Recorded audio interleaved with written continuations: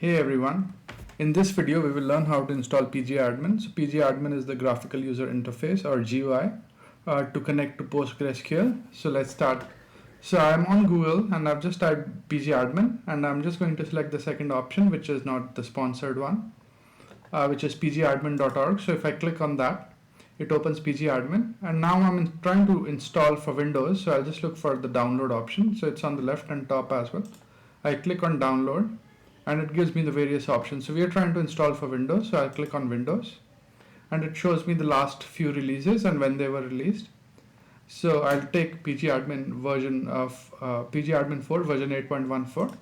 So I'll click on that, and then all I need to do is download this exe file, which is roughly 193.2 MB. So I click on that and wait for it to download.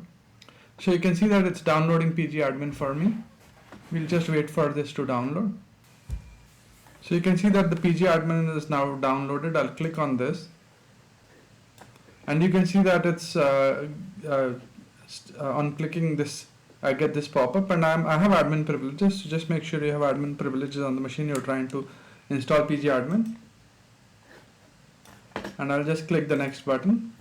I accept the agreement, next, and then I'll click on the install button and it'll install pgAdmin for me.